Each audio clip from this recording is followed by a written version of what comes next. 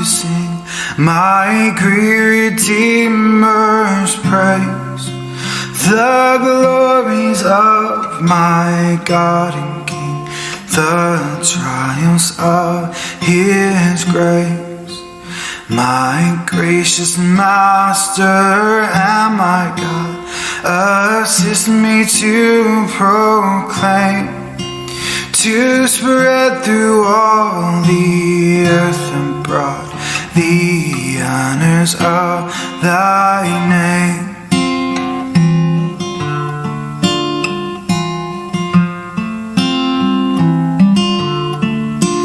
He breaks the power of cancelled sin.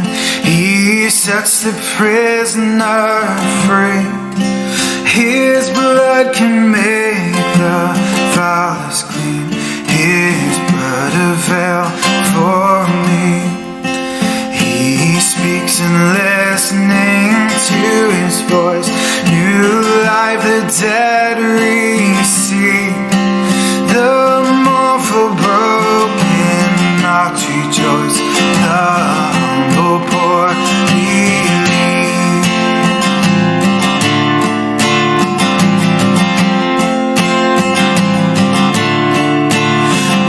Look unto Him, ye nations own, your God, ye fallen race.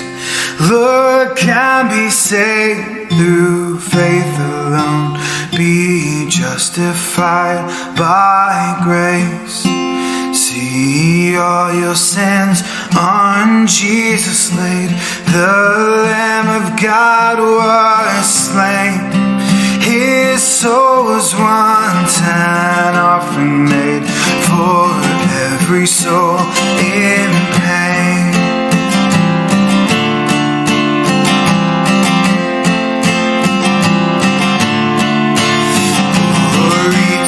God and praise and love be ever, ever given by saints below and saints above, the church and earth and heaven.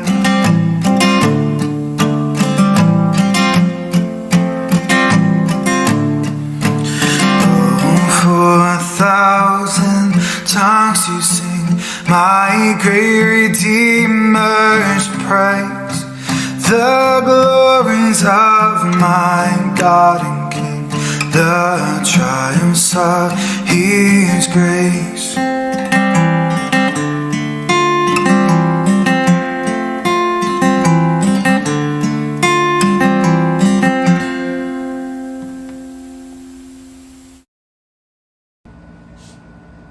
Magandang umaga po sa ating lahat. May panibagong araw na naman po to para magpasalamat at magnilay-nilay po sa naging buhay ng ating Panginoon. Ito po ang ating teksto para sa araw na ito. He then began to teach them that the Son of Man must suffer many things and be rejected by the elders, the chief priests, and the teachers of the law, and that He must be killed and after 3 days rise again. He spoke plainly about this, and Peter took him aside and began to rebuke him. But when Jesus turned and looked at His disciples, He rebuked Peter. "Get behind me, Satan," He said. "You do not have in mind the concerns of God, but merely human concerns." Then He called the crowd to Him along with His disciples and said, "Whoever wants to be my disciple must deny themselves and take up their cross and follow me. For whoever wants to save their life will lose it, but whoever loses their life for me and for the gospel will save it. What good is it for someone to gain the whole world yet forfeit their soul? Or what can anyone give in exchange for their soul? If anyone is ashamed of me and my words in this adulterous and sinful generation, the Son of Man will be ashamed of them when He comes in His Father's glory with the holy angels." Pinagpapala po tayo at nagpapasalamat sa Panginoon sa pagkakabasa ng Kanyang salita. Simple na naman. Simple po ang sinasabi nitong teksto na to. Ayun po ay suffering for others, or perhaps giving a portion of ourselves for others. Ayun po yung example na sinet ni Jesus Christ nung nabubuhay pa siya. So, tayo pong lahat, meron po tayong responsibility sa isa't isa.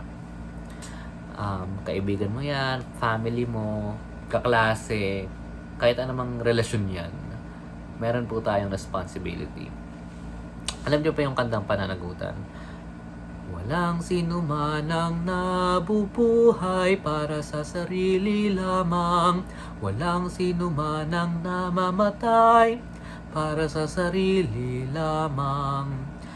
Tayong lahat ay may pananagutan sa isa't isa. Tayong lahat ay tinipon ng Diyos na kapiling niya. So, ayun po. Sobrang gasgas na ng saying na no man is an island, di ba? That has been proven sociologically, psychologically, or perhaps archaeologically. Basta sa academe po, napatunayan na yan, na no man is an island. Lahat po tayo may pangangailangan. And alam nyo pa, merong anthropologist na, nung tinanong siya, kung ano yung first sign ng civilization, ang ina-expect ng mga tao, isasagot niya yung mga na-invento mga machine, yung mga ganun-ganun. Pero ang sinagot niya actually is nung may yung tao na yon, nung may nanghabol sa kanyang hayop, may nag-attack sa kanya na hayop, nag-heal yung leg kasi yun yung naapektuhan yung leg niya, so nag-heal.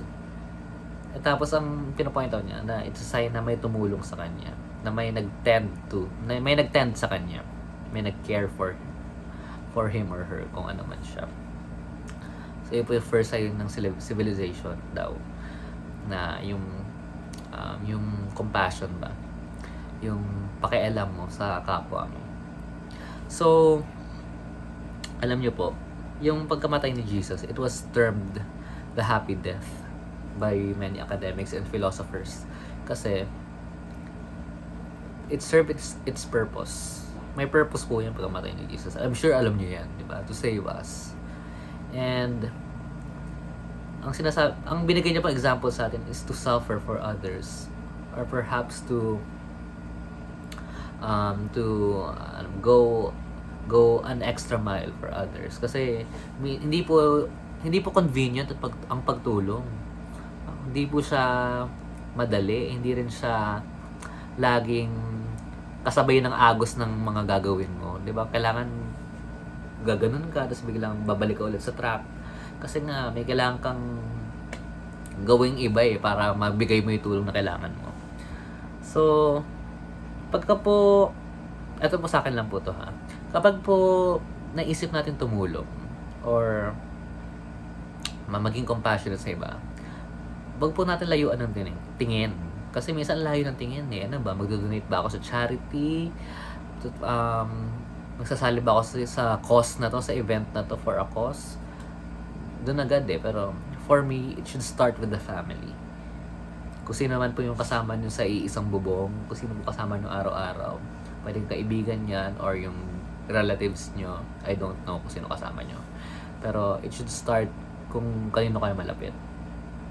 Kasi po kung kayo, wala kayong pakialam sa isa't isa, paano pa sa outside world, di ba? And you know what? The family is the most basic social institution. Actually, ang theory nga po, kapag nag-collapse ang families, magko-collapse din ang society. So, it holds society together, the families. So, magkaroon po tayo ng pakialam sa isa't isa. Pag may kailangan yung kapatid nyo, yung nanay nyo, yung tatay nyo, lolo, lola, tito, tita, pinsan, kung sino man, kaibigan nyo, kaklase nyo, katabi nyo sa eskwelahan, nadaanan nyo, or nakasalubong nyo lang, tapos nakita nyong urgent need, act on it. Bigay nyo po yung maibibigay nyo. Kasi, konsensya nyo rin po yun kapag naisip nyo may nangyari, tapos hindi nyo ginawa yung nagawa nyo. So, sa kamay nyo po yun. Pero, ayun po. Actually, wala na kayo ibang masasabi. Pero, lahat po tayo dito sa mundo may purpose. And isa po sa mga purpose na yun is maging social being. We are all social beings. And being a social being entails a lot of responsibilities and obligations. So, hindi po madaling mabuhay. Ano po, daming kailangan gawin, daming kailangan gampanan. Pero ganun po. And for me, I think by fulfilling our purpose, or fulfilling our calling, it makes us happy. And we are called to be happy. We are called by God to be happy. Tandaan niyo po yun. So, hindi po tayo called para di lang tayo called basta lang para magdusa dito. Hindi. We are called to be happy. And we are called to happy by serving our function. Okay? So, ayun lamang po. Tayo ay manalangin. Panginoon, maraming salamat po muli sa araw na ito para po kami mag-aral po ulit at pagnilay-nilayan po yung naging buhay nyo dito sa mundo. Maraming salamat po, Panginoon, sa mga blessings, sa gifts, talents, and lahat po ng provisions sa amin, Panginoon.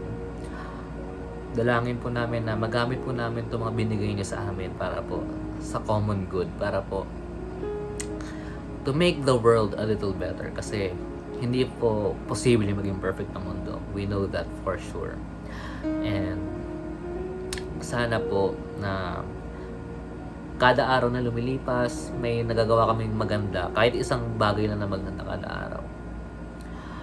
Para po magbigay po inspirasyon sa iba na gumawa rin ng mabuti, at para and to go beyond that actually. Para po may magawa kaming something na groundbreaking. It may be in small scales, but I'm sure malaki po yung impact nun sa mga nasa paligid namin, Panginoon. Bigyan niyo po kami ng lakas, patuloy na lakas, talino, tiyaga, sipag, para po ma-fulfill po namin mga kailangan namin gawin dito sa mundo.